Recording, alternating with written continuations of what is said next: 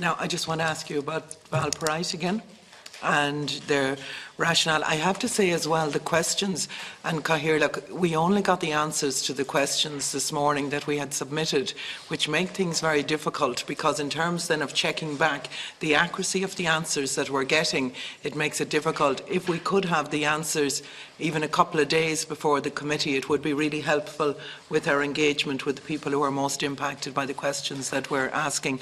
But I want to ask you around the Valproate situation. I want to ask you particularly, I thank you for the written answer that's been given here, but the study that was mentioned in your letter to the Facts Forum Ireland, of which Oaks Ireland is a stakeholder, is like a rapid assessment report to estimate the numbers affected in Ireland, and this is based on the Irish data combined with the international statistics.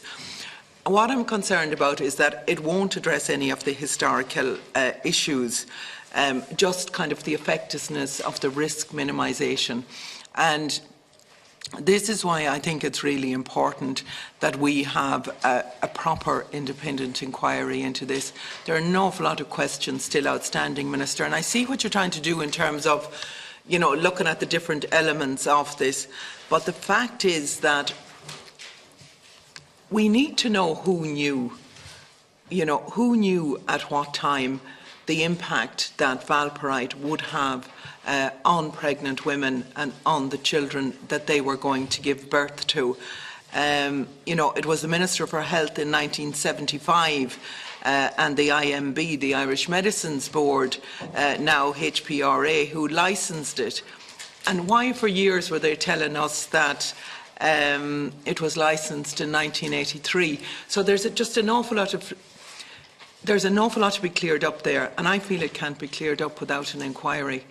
And I think, now this isn't particular to Ireland, as you know, but a lot of the people who are impacted by this are now finding that they're having to go to Britain to get more information on it. You'll know as well that a redress scheme was set up in France for it. So the same mistakes were being made in all of these countries. But I really think we owe it to these families who, are trying to do their best for the children that they have brought up with disabilities in it. So can you just speak to that, please? Well, I'm Henry to say a word in a moment, but just briefly, because I know you've saved some of this in the written answer, but if anyone's watching these proceedings, they don't have the benefit of that. Yeah. So, I mean, there are a number of work streams underway in relation to the issue of Valproate, and I had an excellent meeting with Facts Forum Ireland, where they outlined to me the very devastating consequences that this had on their own lives and indeed that of their children, and the difficulties that had posed in rearing children in very difficult circumstances as well.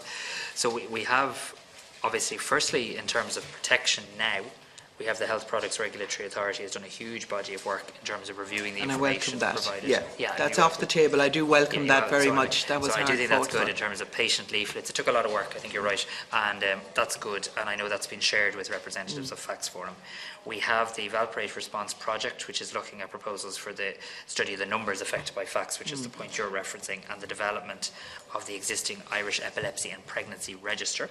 And the Royal College of Surgeons, in collaboration with the HPRA, will be conducting an impact assessment project on the effectiveness of risk minimisation measures to prevent harms from such medicines, including sodium valproate. So that bit's underway. And the HSE is also currently gathering information on sodium valproate through the Patient Support Service.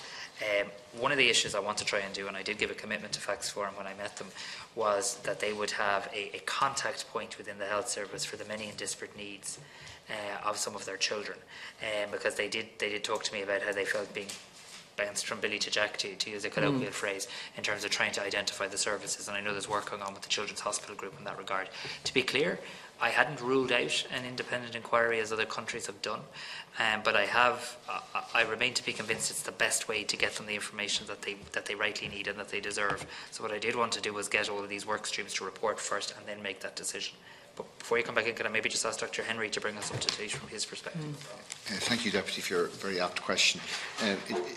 Valproate, is fair to point out, is a very effective drug in many circumstances. I know. Yeah. And there has been always an awareness of this teratogenic or effect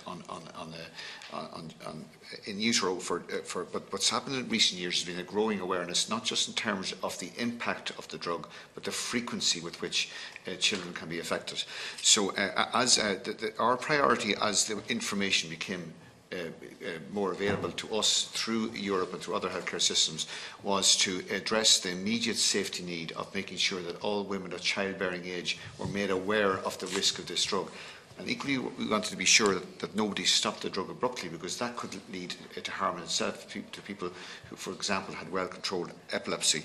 So the work we've been doing throughout the summer, and I want to pay tribute not just to my own team who've been working on this, but also to the patient representatives from the FACTS Forum who've been contributed hugely to this work, is we've communicated with 2,500 women of childbearing age who've been on the drug. Firstly, and I know, I really do appreciate it, and I commend the work that has been done, absolutely, without a doubt.